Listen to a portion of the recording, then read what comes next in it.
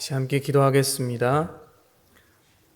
사랑과 은혜가 충만하신 주님 감사합니다. 오늘 저녁도 저희 이렇게 함께 모이게 하시고 또 찬양과 기도와 말씀으로 주님께 나아갈 수 있도록 인도하심에 감사합니다. 주님, 우리의 삶이 더욱더 주님 보시기에 기뻐하시는 삶 될 수 있도록 인도하여 주시옵소서.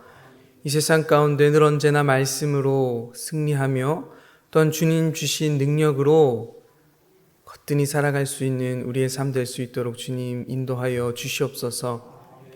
지난 3일도 늘 우리를 지키시고 보호하시는 그 주님의 은총이 우리와 함께하였기에 시간 건강한 모습으로 이 자리에 나올 수 있었음을 고백합니다. 그 은혜를 더욱더 은혜로 여기며 날마다 주님을 찬양하며 주님께 감사하며 살아가는 우리 삶 될 수 있도록 인도하여 주시옵소서. 오늘도 우리와 함께 하셔서 우리 가운데 말씀을 주시고 또한 그 말씀대로 결단하며 나아가는 우리 모두 될 수 있도록 주님 역사하실 줄 믿사오며 우리 주 예수 그리스도의 이름으로 감사하며 기도하옵나이다. 아멘. 할렐루야. 예수 그리스도의 은혜와 평강이 오늘 함께 예배하신 우리 모든 성도님들 가운데 가득하시기를 간절히 소망합니다. 이제 어제 비가 오고 나서 날씨가 무척 이제 추워졌습니다.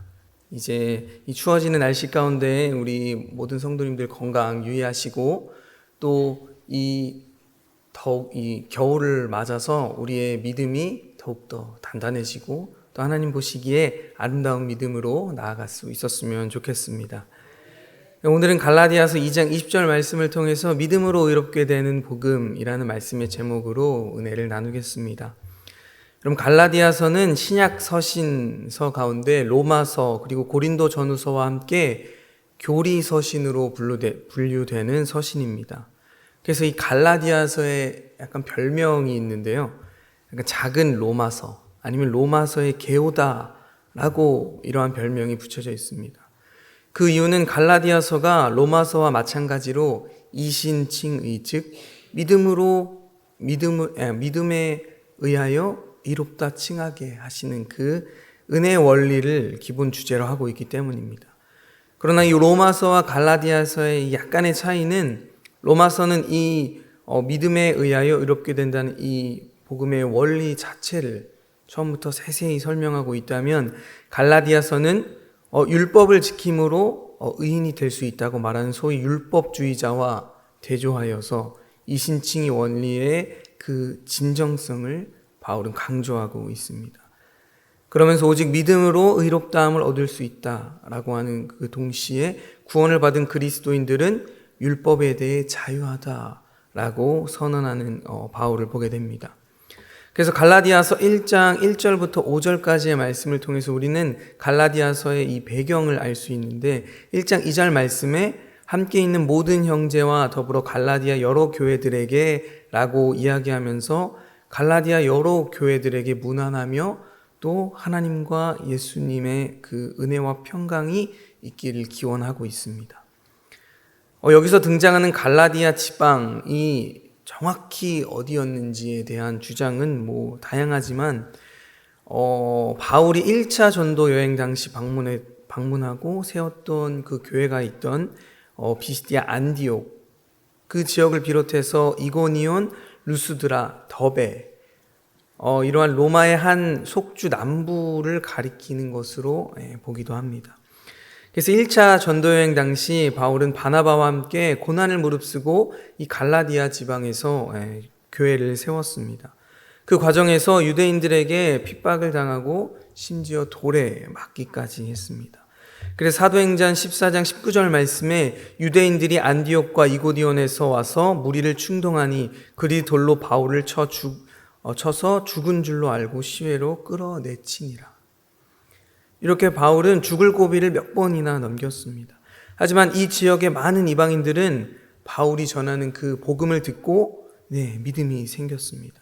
그 결과 그 땅은 기쁨과 또한 성령이 충만하였다. 그렇게 성경은 기록하고 있습니다. 사도행전 13장 48절과 49절 말씀에는 그 비시디아 안디옥에서 복음을 전한 그 결과가 기록되어 있는데 이방인들이 듣고 기뻐하여 하나님의 말씀을 찬송하며 영생을 주시기로 작정된 자는 다 믿더라. 주의 말씀이 그 지방에 두루 퍼지니라.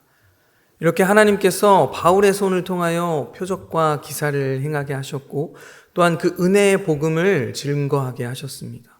그래서 그곳에는 많은 이방인들이 예수 그리스도의 복음을 듣고 예수님의 제자가 되었습니다. 그런데 이 갈라디아 지방에 있는 이 교회들의 문제가 발생했는데 그 문제는 바로 바울이 전한 복음이 아닌 그 진리가 아닌 그 진리를 떠난 다른 복음에 미혹된 것이었습니다. 그래서 갈라디아서 1장 6절 말씀에 그리스도의 은혜로 너희를 부르신 이를 이같이 속히 떠나 다른 복음을 따르는 것을 내가 이상히 여기노라. 갈라디아 성도들이 이제 바울이 전한 그 복음을 전한 지 불과 몇 년이 지나지 아니하였는데 다른 복음에 지금 흔들리고 있었던 것입니다. 그런데 이 다른 복음이라는 것은 그리스도를 믿는 것, 예수 그리스도를 믿는 것만으로는 구원을 받을 수 없고 할례 의식을 비롯해서 구약 율법을 준수해야만 구원을 받을 수 있다고 말하는 그러한 유대 율법주의적 가르침이었습니다. 그러나 바울의 메시지는 아주 간결합니다. 무엇이냐면 갈라디아서 1장 7절과 8절 말씀에 다른 복음은 없나니 다만 어떤 사람들이 너희를 교란하여 그리스도의 복음을 변하게 하려 함이라. 그러나 우리나 혹은 하늘로부터 온 천사라도 우리가 너희에게 전한 복음 외에 다른 복음을 전하면 저주를 받을지어다. 이렇게 단호하게 선포하고 있습니다. 사랑하는 성도 여러분, 바울이 이야기했던 것과 같이 우리에게 다른 복음은 없습니다. 우리에게 복음은 정말 나 같은 죄인을 살리시기 위해 하나님께서는 하나뿐인 아들을 나에게 그리고 우리에게 보내주셨고 그분을 믿는 자는 그분을 믿음으로 구원을 받는다 라는 것이 이 복음의 진리입니다.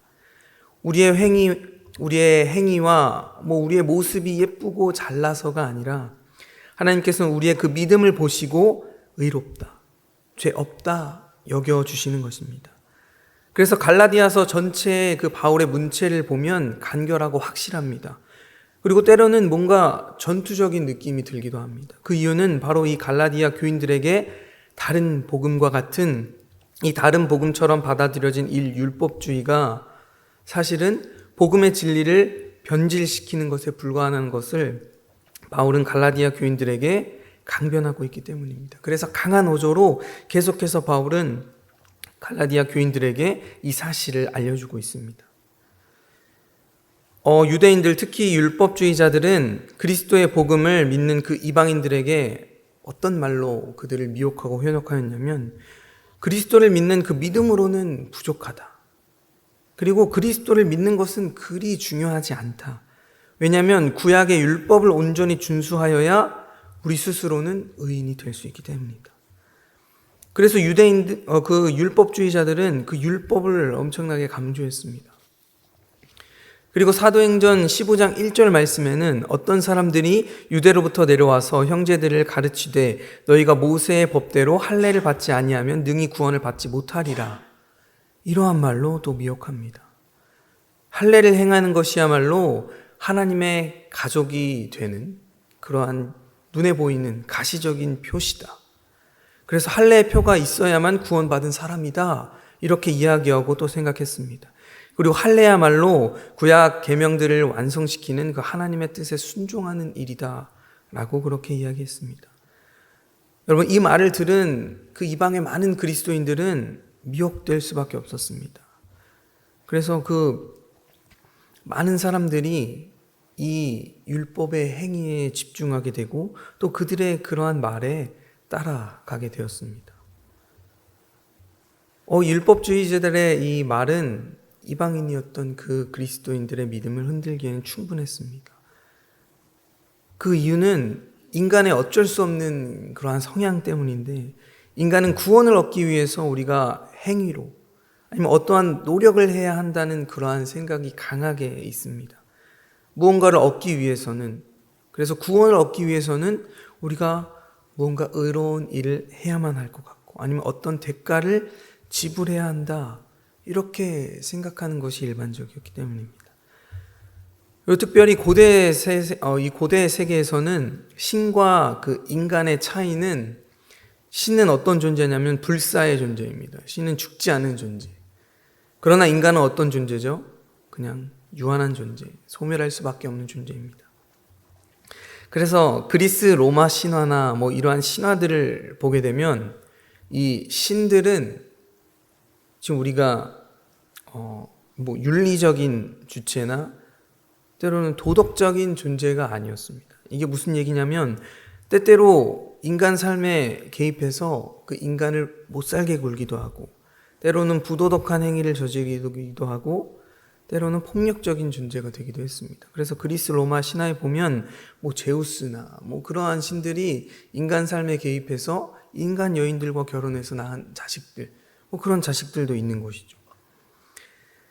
그러니까 신들은 언제라도 우리 인간 삶에 개입해서 해코지할 수 있는 대상이다라고 생각을 했습니다. 그래서 고대 사람들은 이 신의 화를 돋구지 않기 위해서 어떻게 했냐면 신의 마음을 달래줘야 했습니다. 그래서 신들을 계속해서 섬겨야 되는 것이죠.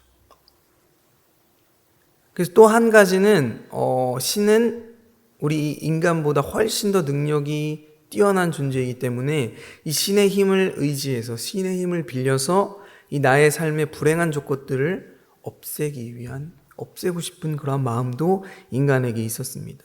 그래서 인간은 신에게 재물을 많이 바칩니다. 그리고 심지어 어떤 경우에는 자신의 자식들도 바치는 일들을 하기도 하죠. 그래서 인간은 신에게 어떤 것을 얻거나 아니면 어떤 대가를 받기 위해서는 반드시 대가가 필요하다고 생각했습니다. 그것이 재물이든 아니면 행위적인 노력이든 열심이든 반드시 무언가는 대가가 필요한 것이죠. 그래서 신들에게 바라는 것이 있거나 아니면 도움을 위해서는 여러분 등가 교환이라는 이야기가 있잖아요. 즉 그에 상응하는 행위나 재물이 있어야 한다고 생각했습니다. 그래서 이런 사람들에게 아무런 대가 없이 오직 우리의 믿음으로만 예수 그리스도를 믿음으로 구원을 받는다. 근데 어찌 보면 너무나도 간단하고 쉽고, 그래서 이 복음이 때로는 너무나도 의심스러운 것이죠. 여러분, 그런데 예나 지금이나 이러한 마음은, 정말 이러한 생각은 비슷한 것 같습니다. 그래서 오늘날 사람들이 공짜, 무료다라고 하면 어떻게 하나요? 일단 한 번은 의심합니다. 그리고 그리 썩 좋아하지 않아요. 불편해합니다. 그래서 요즘 젊은 사람들은 단돈 1,000원이라도 내 돈이 들어가야, 내 돈을 내야 마음이 편하고 괜찮다고 생각합니다.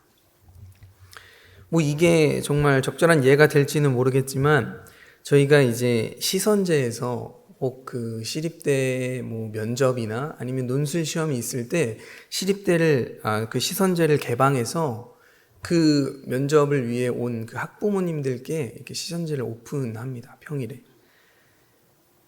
그런데 그분들이 처음에 딱 들어와서 메뉴를 주문하고 이제 커피 아메리카노 주세요, 아니면 다른 음료를 주세요, 이렇게 이야기하고, 제가 우리 이 시선제가 어떤 공간이고 우리 청량리교회 카페고, 그래서 우리는 여기를 무료로 개방하고 돈을 받지 않으니 편안히 쉬었다가 가시라라고 그렇게 이야기하면 다 어떤 반응이냐면 그냥 감사합니다 하고 나가버립니다. 그래서 이제 저도 많은 고민을 한 게 단돈 1,000원이라도 받아야 되나. 네. 그런데 혹 그렇게 나가시진 않더라도 반드시 마지막에 나가실 때는 10,000원짜리를 이렇게 주시면서 감사합니다. 혹은 교회를 다니시는 분은 교회 온라인 헌금 계좌를 알려주시면 제가 헌금하겠다고 그렇게 이야기를 하십니다. 여러분, 공짜 무료라고 하면 요즘 사람들도 더 의심하고 싫어하더라고요. 반드시 나의 대가를 지불해야 마음이 편합니다. 여러분, 그러나 구원을 위해 우리는 어떤 대가도 지불할 수 없습니다. 그 이유는 그런 대가가 의미가 없기 때문이죠. 만일 예수 그리스도 외에 다른 구원의 방법이 있었다면 제가 이미 여러분들에게 열심히 알려드렸겠죠. 이렇게 하면 구원을 받을 수 있어, 저렇게 하면. 하지만 그 어떤 방법도 없습니다. 다른 복음은 없습니다. 그런데 오늘날 우리에게도 이 행위, 행실 혹은 눈에 보이는 것들을 중요하게 생각합니다. 왜냐하면 인간은 육에 속해 있기 때문에 눈에 보여지는 것, 이 행위에 집중할 수밖에 없습니다. 그리고 남들이 나를 판단하거나 아니면 정의할 수 있는 그 기준이 나의 행동과 태도라고 생각하는 경향이 있기 때문에 더 눈에 보이는 것에 신경 쓰고 더 잘 보이려고 했습니다. 그래서 우리도 남들의 행위로 그 사람을 어떻게 합니까? 판단합니다. 저 사람이 좋은 사람인지 아니면 나쁜 사람인지 혹은 나와 계속해서 관계를 유지할 수 있는 사람인지 아니면 그렇지 못한 사람인지. 그런데요, 이러한 마음이 우리 믿음에 있어서도 동일하게 적용되더라고요. 무엇이냐면 저 사람은 모든 예배에 빠지지도 않고 나오고 그러니까 믿음이 좋을 거야. 아니면 헌금을 저렇게 많이 하는데 믿음이 좋을 수밖에 없겠지. 하지만 여러분, 모든 예배에 빠지지 않고 출석하고 또 헌금을 많이 낸다고 해서 그 사람이 오늘 우리 성경에서 함께 읽었던 이 이야기에 나오는 이 믿음을 가진 사람이라고는 말할 수 없습니다. 그래서 에베소서 2장 8절과 9절 말씀에 너희는 그 은혜에 의하여 믿음으로 말미암아 구원을 받았으니 이것은 너희에게서 난 것이 아니요 하나님의 선물이라. 행위에서 난 것이 아니니 이는 누구도 자랑하지 못하게 함이라. 행위와 공로로 구원을 받는 것이 아닙니다. 우리는 예수 그리스도를 믿음으로 구원을 받는다는 사실을 반드시 기억하고 오늘도 그 믿음을 붙잡아야 할 줄 믿습니다. 우리가 볼 때 믿음이 좋아 보이는 사람도 하나님께서 보실 때 믿음이 없다 하실 수도 있습니다. 성경의 바리새인들과 서기관들이 딱 그랬습니다. 외식하는 자들이라며 예수님께서 꾸짖으셨습니다. 그래서 마태복음 6장 16절 말씀에 금식할 때에 너희는 외식하는 자들과 같이 슬픈 기색을 보이지 말라. 그들은 금식하는 것을 사람에게 보이려고 얼굴을 흉하게 하느니라. 네가 진실로 너희에게 이르노니 그들은 자기 상을 이미 받았느니라. 금식할 때 남들에게 보이려고 얼굴을 흉하게 하고 막 힘들게 하고 또 금식할 때도 평상시와 같이 아니 평상시보다 더 단장하고 깔끔하게 머리에 기름을 바르고 얼굴을 씻으라라고 말씀하십니다. 그 이유는요, 마태복음 6장 18절 말씀에 은밀한 중에 계시는 내 아버지께 보이게 하려 함이라. 은밀한 중에 보시는 내 아버지께서 갚으시리라. 하나님께서 보시는 것은 우리의 외모나 우리의 행위가 아닌 우리의 마음, 우리의 믿음인 줄 믿습니다. 행위보다 눈에 보이는 것이 더 중요한 것이 아니라 우리의 마음의 중심에 있는 믿음인 줄 믿습니다. 여러분, 지금까지 예수 그리스도를 믿는 이 믿음으로 우리가 의롭다함을 얻게 되는 것이 바로 복음이다. 그래서 우리는 그 믿음을 소유해야 한다. 이렇게 믿음을 강조하다 보니 오늘 율법주의자들이 이야기한 이 율법은 마치 악하거나 나쁜 것으로 여겨질 수도 있습니다. 하지만 사실은 전혀 그렇지 않습니다. 이 율법은 복음과 같은 역할을 했습니다. 단지 율법은 복음처럼 진리를 분명하게 그냥 그대로를 드러내지 않았을 뿐입니다. 이게 무슨 이야기냐면 구약시대 하나님께서는 이스라엘 백성들에게 율법을 주셨습니다. 이 율법은 하나님의 나라의 법이었습니다. 제가 지지난주에 어린이부 설교를 했는데 그때의 본문이 십계명이었습니다.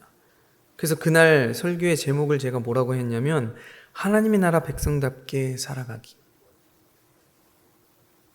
하나님께서 이스라엘 백성들에게 하나님의 나라 백성답게 살아가게 하시려고 무엇을 주셨냐면 십계명과 율법을 주셨습니다. 그래서 그 법대로 살아간다면 하나님께서 이스라엘의 왕이 되어주시고 계속해서 왕이 되어주시고 그들을 지키시고 그들의 삶을 인도하실 것입니다. 그러나 예수님께서 오시기 전에는 인간이 그 스스로의 힘과 노력으로는 어떻게 이 율법을 다 행할 수 있을까요? 없을까요? 결코 행할 수가 없죠.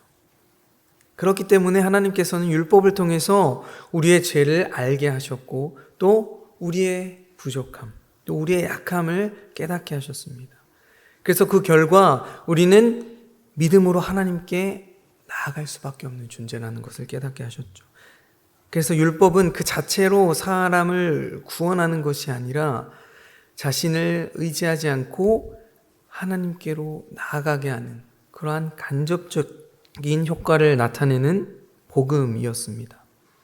하지만 시간이 흘러서 유대인들, 이 율법 학자들은 이 율법 자체가 구원의 수단이 될 수 있다고 그렇게 믿고 또 그렇게 이야기하고 그렇게 살아갔습니다. 그래서 결국 사람들은 유대교를 율법으로 오해하고 또 율법 자체가 힘이 있고 그것만을 지키면 구원에 이를 수 있다는 그런 잘못된 생각을 가진 것이죠. 그래서 복음이 율법과 상충되는 것으로 여겨지는 것입니다. 그렇지만 사도 바울은 이 율법에 대해 이렇게 설명하죠. 갈라디아서 3장 24절 말씀에 이같이 율법이 우리를 그리스도께로 인도하는 초등교사가 되어 우리로 하여금 믿음으로 말미암아 의롭다함을 얻게 하려 함이라.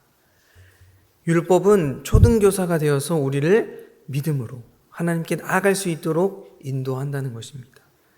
율법이 없을 때에는 정확한 기준이 없었기 때문에 무엇이 죄인지 무엇이 선인지 깨닫지 못했습니다.